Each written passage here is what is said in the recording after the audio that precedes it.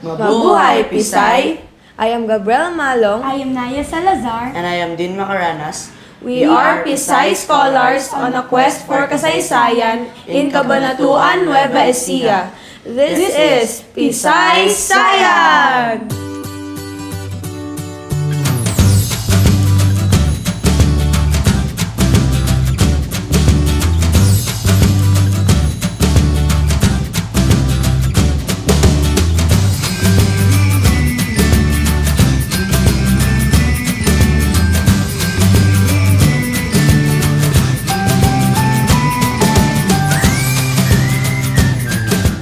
Cabanatuan City is a first-class city in the province of Nueva Ecija, Philippines. According to the 2015 census, it has a population of 302,231 people, making it the most populous city in Nueva Ecija and the fifth most populous in Central Luzon. The city is popular for being home to more than 30,000 tricycles, thus priding itself as the tricycle capital of the Philippines.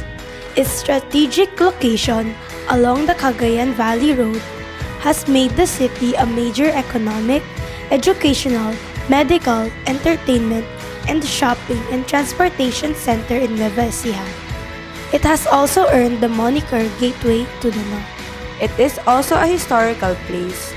Cabanatuan is the site of the historical Plaza Lucero and the Cabanatuan Cathedral, where General Antonio Luna was assassinated by Captain Pedro Hanolino and members of the Kawit Battalion. The Cabanatuan American Memorial, a World War II memorial, is also located along the Cabanatuan Palayan Road.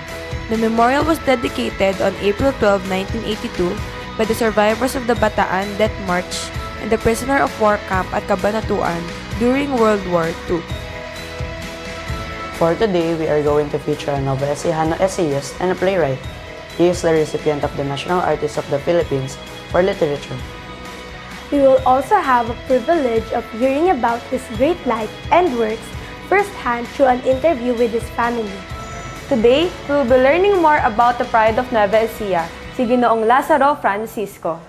Lazaro Francisco Ing Angeles, also known as Lazaro A. Francisco and Casaro, was born on February 22, 1898 to Eulogio Francisco and Clara Angeles in Orani, Bataan. He spent his childhood years in Cabanatuan, Nueva Ecija. He took his college education at the Central Luzon Agricultural College, now Central Luzon State University, but was not able to finish due to poverty. He became a messenger of the Provincial Treasurer's Office of Nueva Ecija. Later on, he took third-degree civil service examination where he qualified to become an assessor of the provincial government of Nueva Ecija. Francisco worked for 44 years until he retired in 1963. As assessor, he fought for the right of small farmers. It was his brainchild to create an agency that would protect the Filipino grain raisers and traders from the abuses of alien traders. The Francisco Ancestral House on Rizal Street, Barangay Bonifacio, here in Cabanatuan, has been a part in the making of a national artist. Join us as we explore the Museo Lazaro Francisco. Tara na!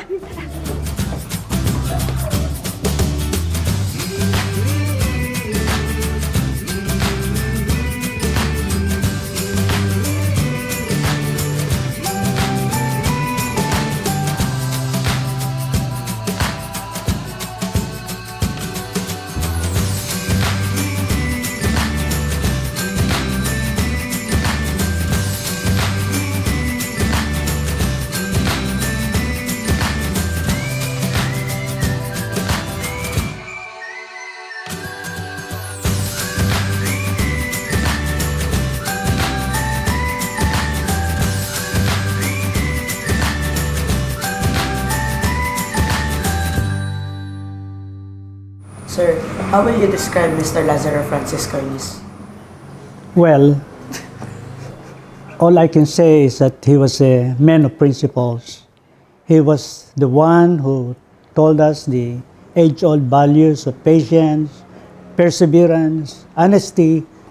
Marami siyang itinuro sa amin, like be the best of whatever you are, He would always admonish us to be the best of whatever you are. Meaning, you can just be a simple laborer or a teacher or a doctor, but always strive to be the best of what you are. Yun ang mahalagang lesson na natutuhan ko sa aking tatay. Sir, what do you think inspired Mr. Francisco in his writings?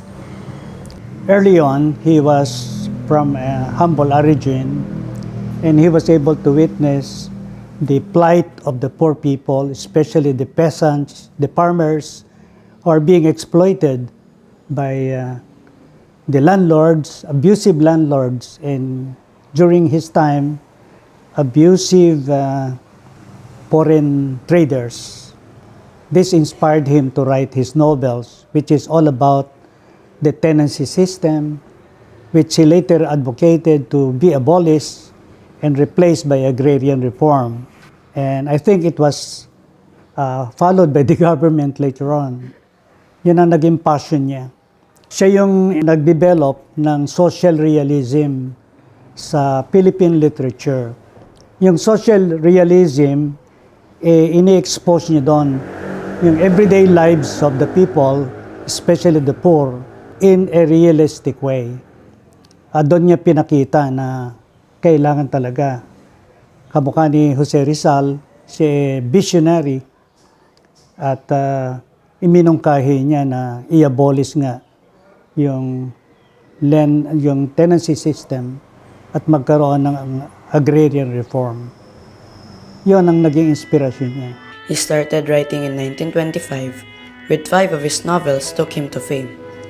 Francisco's masterly sense of storytelling, supple prose style, and the deft hand at characterization won wide audiences for his novels. His book, Ilaw sa Hilaga, is considered the best novel ever written in the first decade of the Third Philippine Republic. In his critically acclaimed masterpieces, Ama, Sugat ng Alala, Maganda pa ang Daigdig, and Daluyong, the national writer championed the cause of the common man, exposed their exploitation by landlords and foreign traders, denounced the evils of tenancy system, and demanded its total abolition way back in the 50s.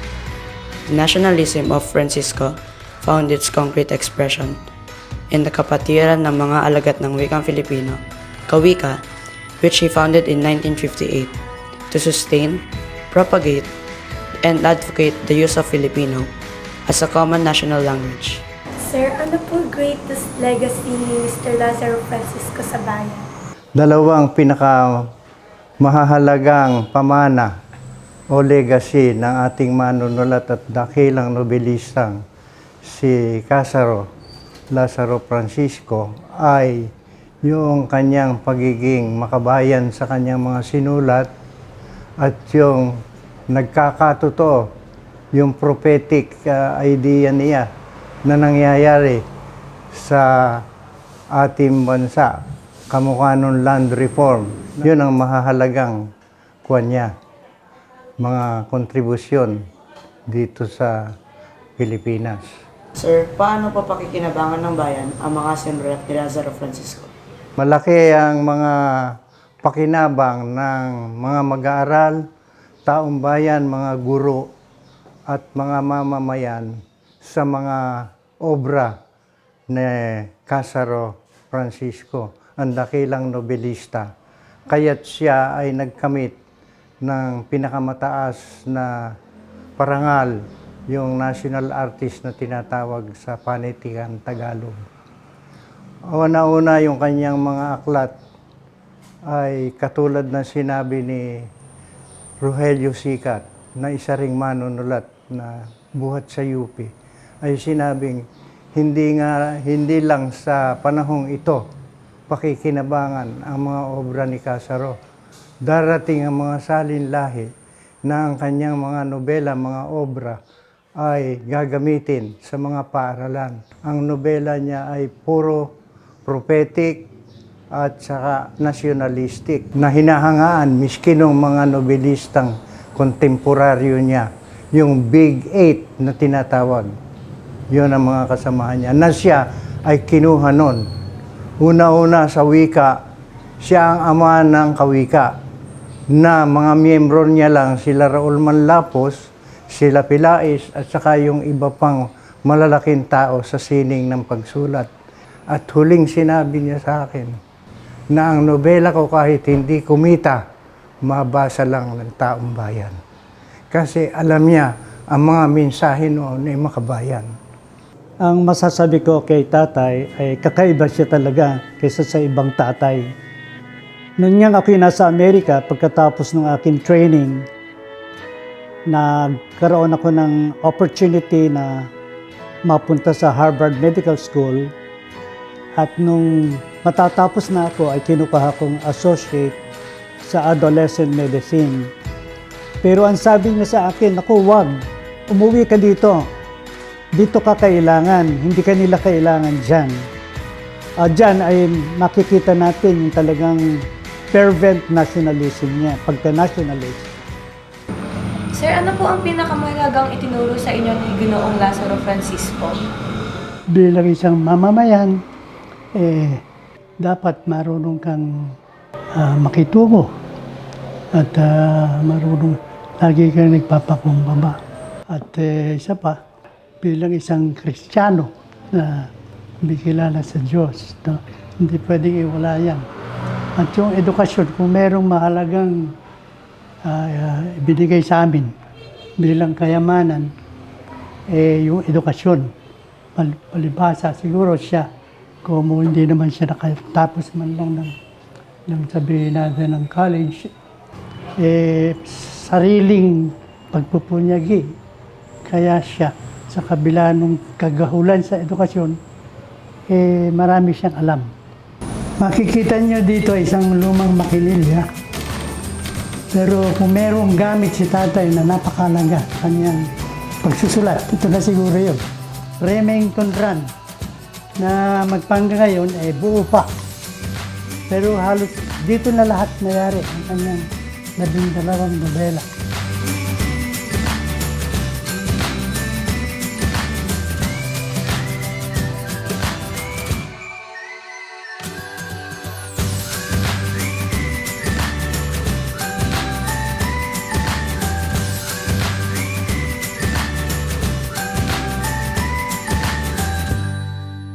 Several artists have acknowledged the great works of Lazaro Francisco. Teodoro F. Valencia, Dean of Filipino Journalists, said of Francisco, "His pen dignifies the Filipino and accents all about the positives about the Filipino way of life. His writings have contributed much to the formation of a strong Filipino nationalism. In recognition of his active nationalism and important contributions to Philippine literature, Lazaro was conferred with the following prestigious awards. In 1987, the City Council of Cabanatuan honored him by renaming the Cabanatuan West Central School the Lazaro Francisco Elementary School. Lazaro Francisco died on June 17, 1980 at the age of 82 in his beloved Cabanatuan City. To honor this great Filipino novelist, the National Historical Institute installed the historical marker at the Lazaro Francisco Elementary School on June 16, 1990. Lazaro Francisco was proclaimed National Artist on July 31, 2009.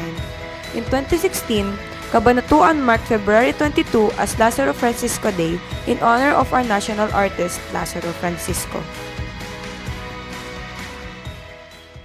Today, we have known the life of a great artist, a patriot. He is a hero, a man who used pen to promote our Filipino culture.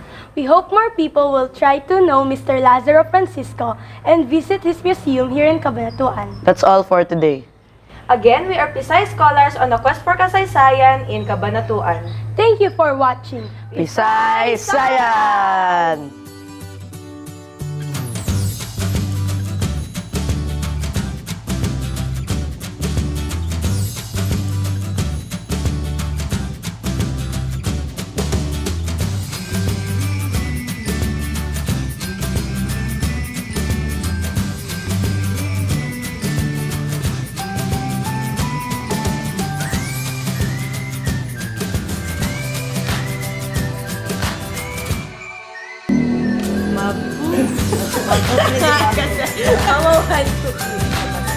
Thank you for watching. PISAYsayan!